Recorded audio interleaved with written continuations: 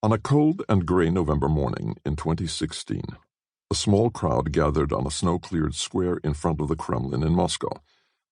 They were there to witness the unveiling of a monument to Grand Prince Vladimir, the ruler of Kievan Rus, the first Russian state between 980 and 1015. According to legend, Vladimir was baptized in the Crimea, then part of the Byzantine Empire, in 988, thus beginning the conversion of his people to the Eastern Orthodox Church. Russia's main religious leaders, the Patriarch of Moscow and all Russia, the Catholic Ordinariate, the Grand Mufti, the Chief Rabbi, and the head of the Buddhist Sangha, were all in attendance in their multicolored robes. The bronze figure bearing cross and sword stood at over 20 meters tall. It was the latest in a long series of elephantine shrines to Vladimir, all erected since the fall of communism in the same kitsch Russian national style developed in the 19th century. Other Russian towns, Belgorod, Vladimir, Astrakhan, Pataysk, and Smolensk, had built monuments to the Grand Prince with funding from the state and public subscriptions. The Moscow statue was financed by the Ministry of Culture, a military history society, and a motorcycle club.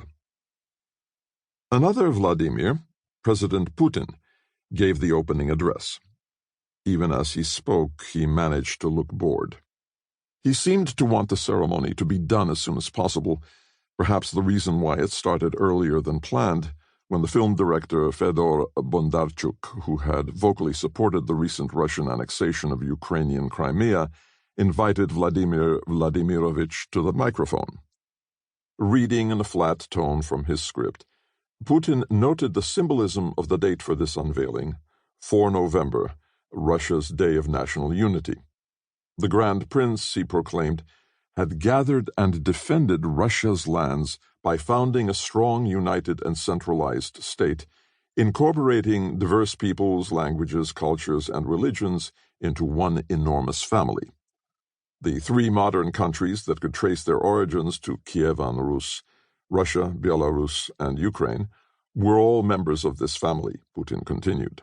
They were a single people, or nation, sharing the same Christian principles, the same culture and language which he suggested formed the Slavic bedrock of the Russian Empire and the Soviet Union.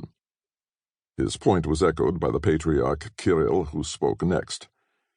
If Vladimir had chosen to remain a pagan, or had converted only for himself, there would be no Russia, no great Russian Empire, no contemporary Russia.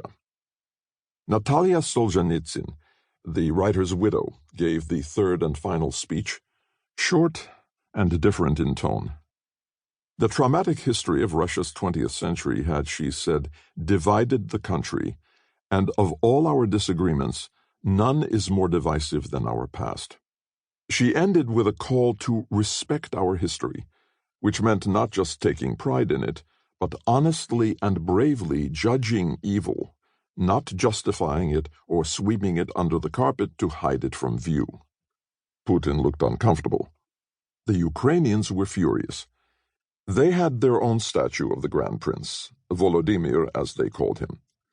It was built in 1853, when Ukraine had been part of the Russian Empire, high up on the right bank of the Dnieper River overlooking Kiev, the Ukrainian capital.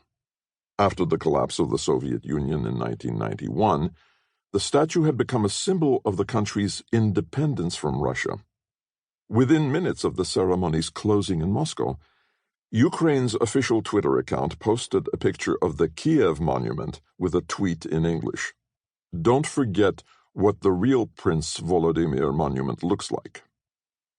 The Ukrainian president, Petro Poroshenko, elected in the wake of the 2014 Maidan Revolution, accused the Kremlin of appropriating Ukraine's history, comparing its imperial behavior to the Russian annexation of the Crimea, part of sovereign Ukraine, just before his election.